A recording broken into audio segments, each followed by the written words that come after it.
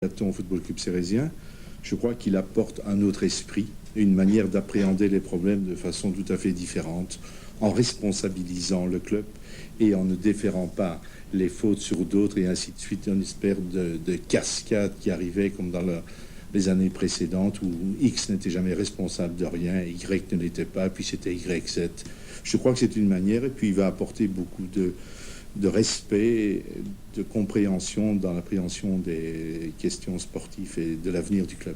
Et puis je crois aussi, on peut le dire, que financièrement, il va apporter quelques millions sur la table. En tout cas, au vu des transferts que vous effectuez, vous en effectuez à peu près 16 ou 17, dont des gros, tels Kimoni, pour qui c'est un retour à Serein, qui vient de Bruges, donc Van der Veren de l'Antwerp, Olivieri de Genk, Carrette de Beveren, De Greve de Malines, et puis 4 Brésiliens. Un Argentin, cela fait beaucoup d'argent, c'est un investissement important pour Gérald Blaton. Est-ce que ça veut dire, je suppose que oui, que Serein et Gérald Blaton et vous-même avez des ambitions? Incontestablement, M. Blaton et moi-même avons des ambitions pour le club, mais il n'y a aucune prétention parce que le football est une chose assez difficile à obtenir des résultats dans l'immédiat. Et alors, il y a des impondérables qui peuvent jouer, mais il est vrai qu'il faut remercier M. Blaton pour l'effort considérable qu'il a fait et les moyens dont il a mis le club en disposition d'acquérir plusieurs joueurs d'un certain talent. Mais alors, des joueurs d'un certain talent, ça ne veut pas toujours dire la réussite, et on sait bien qu'en football, il est plus facile de descendre de division que de monter.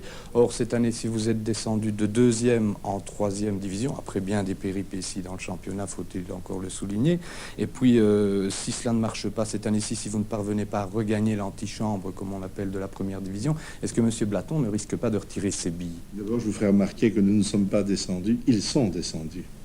C'était pas la même direction qui occupait le club, et alors nous ne pouvons pas être responsables de la situation née de 6 ans de gestion qui ont été assez malheureuses.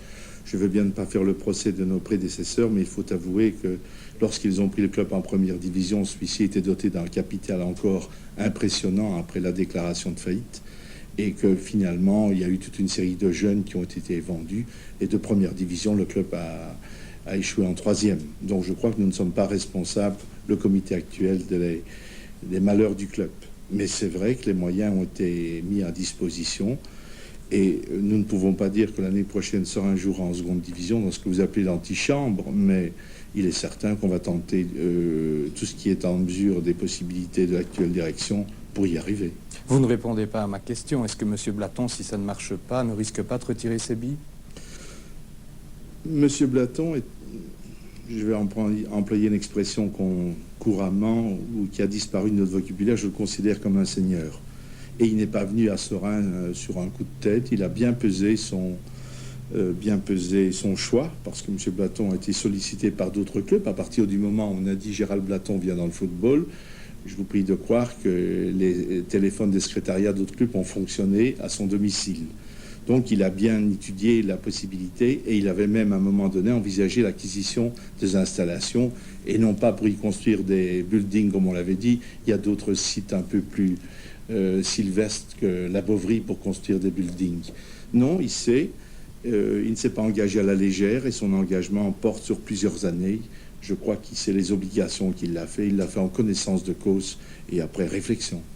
Bien, alors parlons un peu maintenant du plan sportif, les 2 minutes qu'il nous reste. Pourquoi avoir choisi Matt Van Toorn plutôt qu'un autre entraîneur pour cette saison à Serein? Je dois dire, avant d'expliquer les choix que nous avons faits, que la session départ de l'ancienne coopérative a été faite au soir, dans l'après-midi du dernier match du championnat, et que le temps que nous était imparti était assez court. Et je crois quand même pas mal de choses ont été faites dans ce temps assez bref. Il y a eu des candidats qui se sont présentés.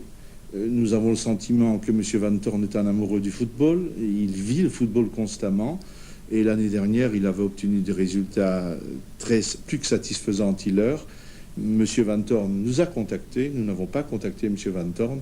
Et il nous a dit qu'il souhaitait ardemment venir à Serein. À partir du moment où c'est lui qui nous contactait, et qu'il y avait quand même un ensemble de candidats assez restreint, nous pensons que M. Van Toorn qui est un amoureux du football, répondait aux critères que nous avions sélectionnés.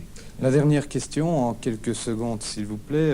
On vous reproche, en prenant Matt Van Thorn de Tiller Saint-Nicolas, d'avoir aussi pris quelques joueurs et d'avoir coupé un peu l'herbe sous le pied à Tiller Saint-Nicolas. Est-ce que cela nous promet des derbies explosifs cette saison-ci entre Tiller Saint-Nicolas et Seraing? Bon, je ne pense pas. Il y a toujours des personnes mal intentionnées qui expliquent ceci et cela. C'est Matt Van Thorn qui nous a déclaré « Je souhaite venir à Seraing, je suis libre d'engagement ». Première chose. Si Matt Van Thorn avait été engagé à Tiller, nous aurions dû un dédié à Tiller, il n'en est pas question. Effectivement, nous avons acquis le joueur Chavez, mais Chavez n'appartenait pas à Tiller, il appartenait au Standard. À ce moment-là, le Standard n'a pas été extrêmement correct dans la manière dont ils nous ont happé le joueur Goossens, et je crois que ce club est fort mal placé pour donner des leçons de conduite et de bienséance à un club comme Seraing. Bien, merci en tout cas, Monsieur Platéus. Et puis, tout ce qu'on peut espérer pour Seraing, c'est bien sûr de le retrouver l'année prochaine en deuxième division. Et pourquoi pas dans 2 ans, en première division. Merci de votre visite.